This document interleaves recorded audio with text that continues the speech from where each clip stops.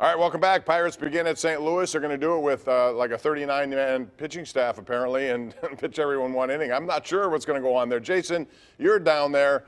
I want to get your take on Bryan Reynolds. That's the hot topic up here. He's 27. He has 4 years of control. Not too long ago, they wanted to build around him. Now they want to trade him, it appears, or at least they're entertaining thoughts. What's the right move there? I would hold on to him, Bob. That's what I want to see them do. I mean, look, if I was controlling the Pirates' purse strings, I would extend Bryan Reynolds for a market rate, and I'd build a team around him. Like, he's that guy.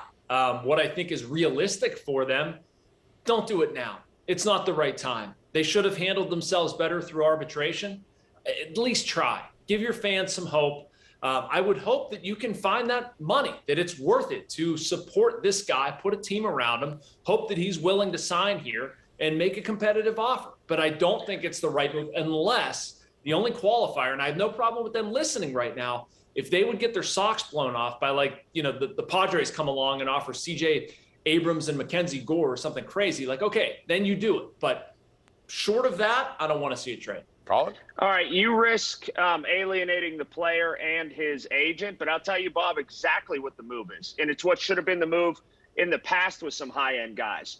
If you're honest and fair, you offer him that long-term deal. And then what you do when he says no, and he probably will and his agent will, you call a man off the record like that guy in the other corner of the screen, Jason Mackey. And you say, Jason, you didn't hear this from me, but you heard this from me. Here is the exact term and the exact dollar amount that we offered Bryan Reynolds and his agent, and he said no.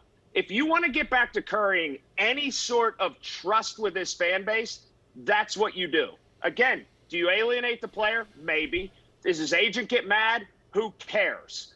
That's what you do if you want to be honest and try to get anybody in Pittsburgh to believe in you again. That's my thought. I echo Jason's thought about the timing.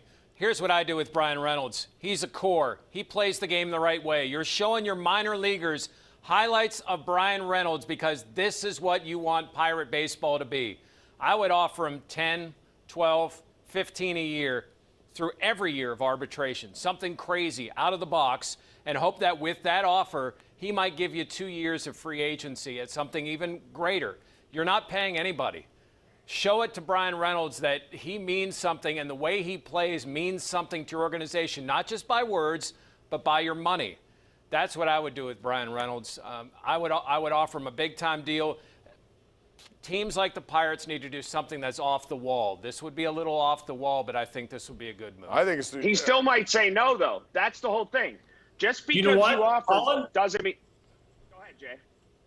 Colin, he would not hang up the phone, to put it in like general manager parlance. If you came at him with 10, 12, $15 million a year, absolutely not. Reynolds loves playing here. He loves his teammates. I think, frankly, like, this is just me projecting, but I think he's rather bummed that this is the way that he's getting treated because he doesn't think he deserves it. He's right. He doesn't, but he wants this to work out. And nothing in the same zip code as what Jeff mentioned has ever come across his desk. He doesn't even have that option, which is an even bigger crime. But right. I do think if there was a competitive offer, he'd consider it. All right, Colin, I want to ask you this. We know why, and fans have many reasons not to watch the Pirates.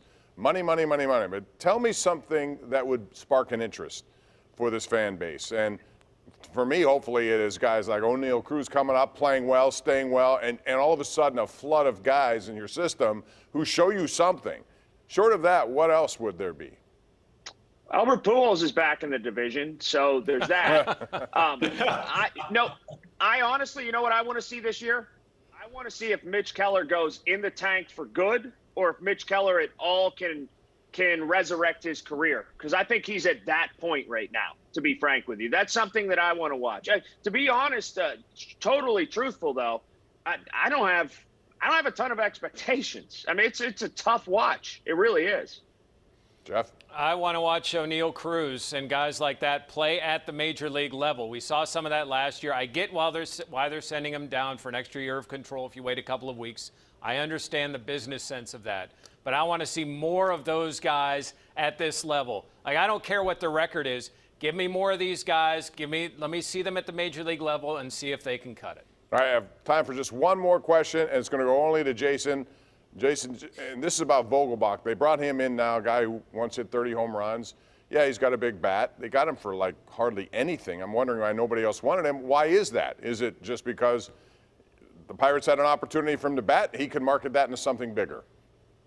Yeah, I mean, that's why the Pirates were attracted to him. Look, he's gotten 500-plus plate appearances once in his entire career, and he hit 30 home runs out of it. He doesn't run particularly well. He doesn't field particularly well. But he gets on base, and he hits home runs. And that's attractive to them because they look at it and say, well, we can flip this into prospects. And they're not wrong. Like, if they do this the right way, they could trade Vogelbach and get something for him. Or he can be a really good clubhouse guy.